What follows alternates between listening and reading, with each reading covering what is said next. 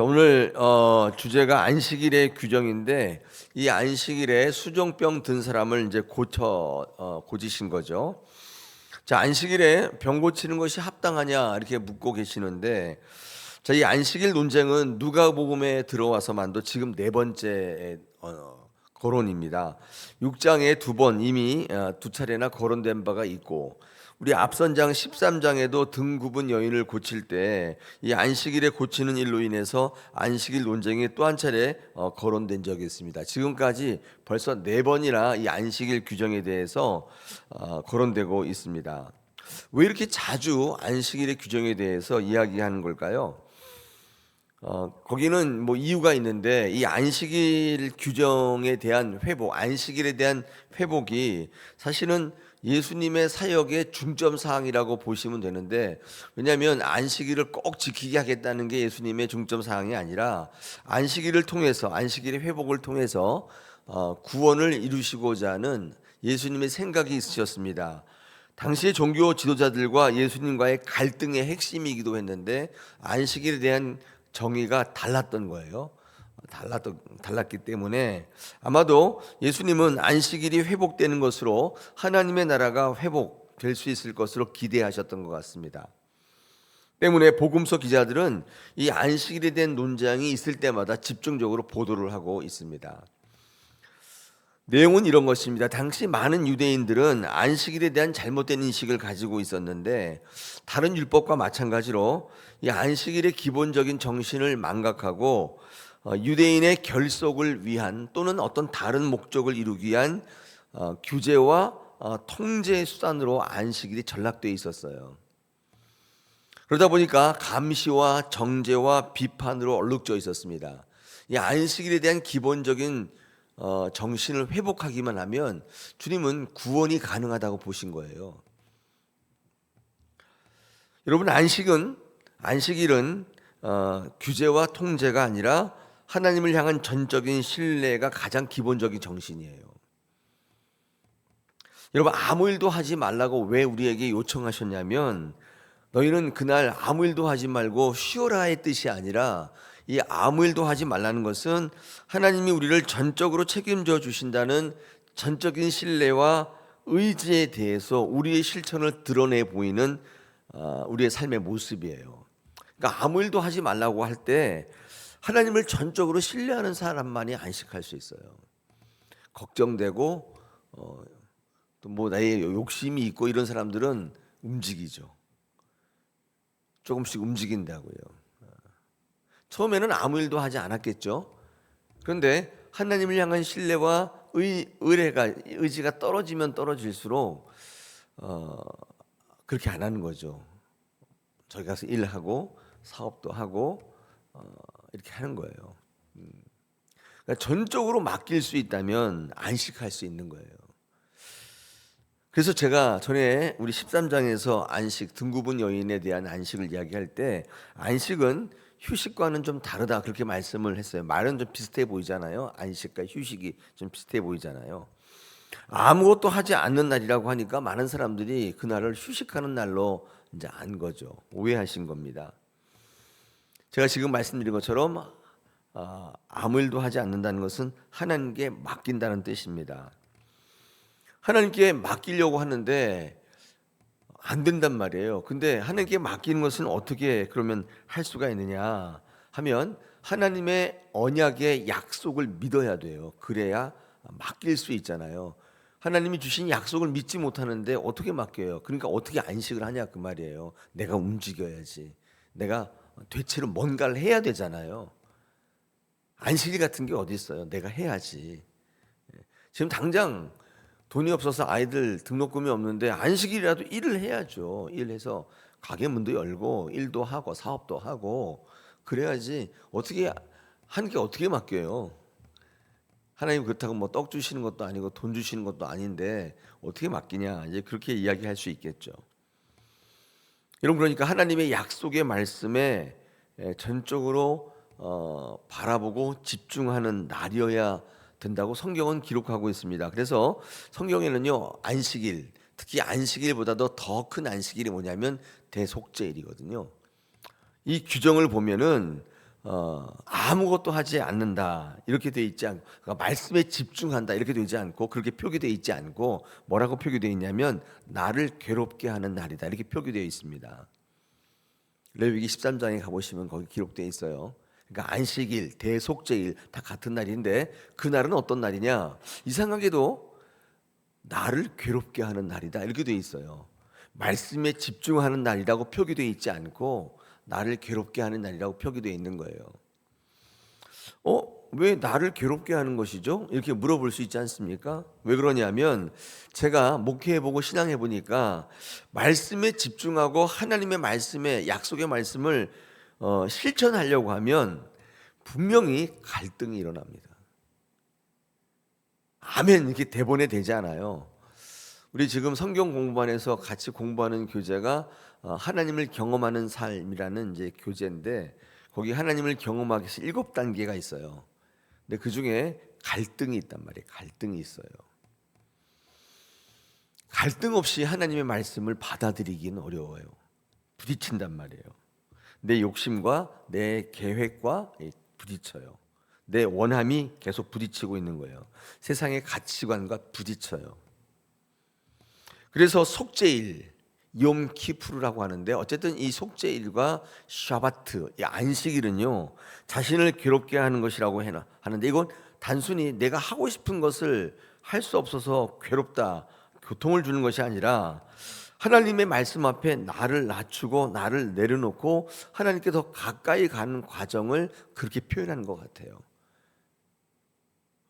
부딪히니까 힘들잖아요. 여러분 교회 오셔서 하나님 말씀 들을 때 편안합니까? 저는 청년 때 기억해 보면 매 시간마다 불만이었어요. 저는 갈등이 이렇게 불만으로 나타난 거지. 어떻게 저렇게 해? 어떻게 사람으로서 어떻게 저렇게 할 수가 있어?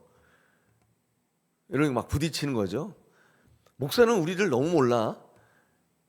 자기의 말만 해. 그렇게 하면 뭐가 다 돼? 그럼 뭐 떡이 생겨, 뭐 밥이 생겨? 그럼 당장 내일 뭐가 일어나? 뭐 이런 생각이 계속 드는 거예요. 이게 지금 부딪히고 있는 거예요.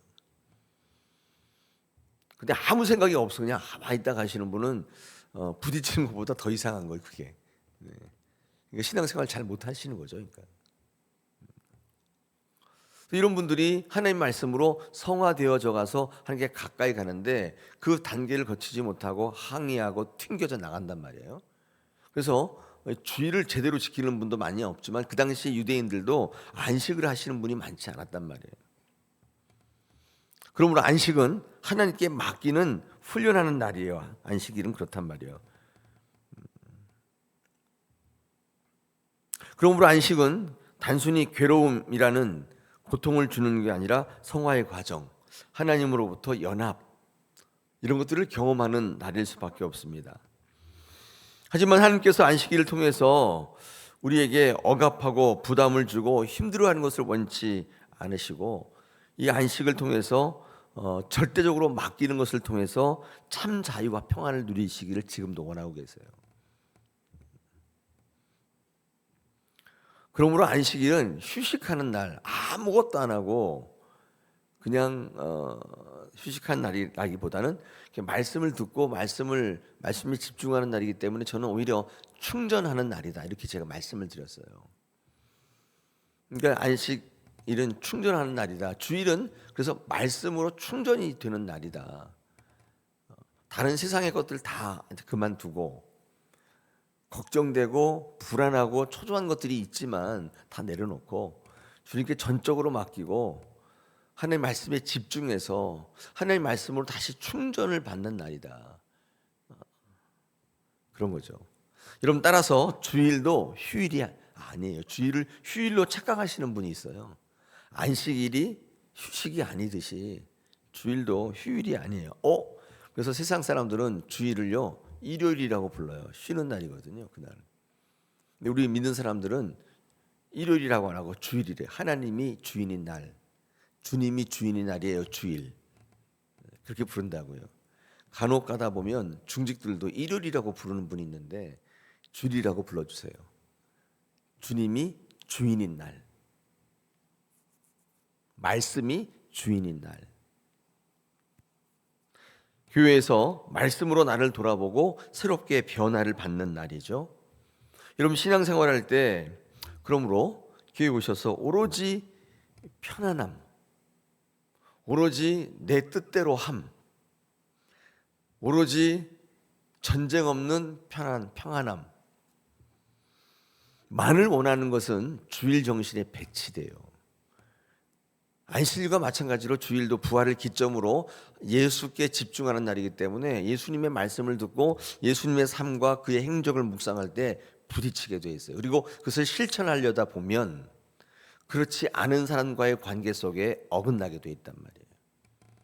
교회는 천차만별이 다 모여 있고 믿음의 단계, 초보적인 단계, 중간, 완숙한 다 있어요. 다 있어.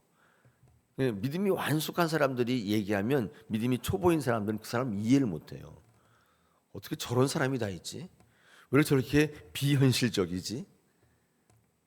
믿음으로 하자 그러면 믿음이 밥 먹여주냐? 이런 생각이 속으로 막 든단 말이에요. 그런 사람들과의 관계 속에서 어떻게 갈등이 없겠어요? 왜 저 사람은 저럴까? 그런 말이 왜 안 나오겠어요? 그러면서 가만히 생각해 보세요. 그렇지 않을까요?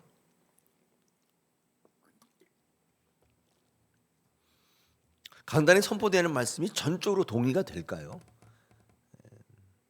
어떤 사람은 어렵다고 그러고 어떤 사람은 아멘이라고 하는데 어떤 사람은 힘들도다 이렇게 얘기하고 뭐 각양각색의 반응이 있겠죠. 그러나 우리가 목적하는 바는 한 가지예요. 이것을 통해서 구원에 다다르는 거예요. 내 이해나 내 인식이나 내 이런 걸 가지고 신앙하는 게 아니에요.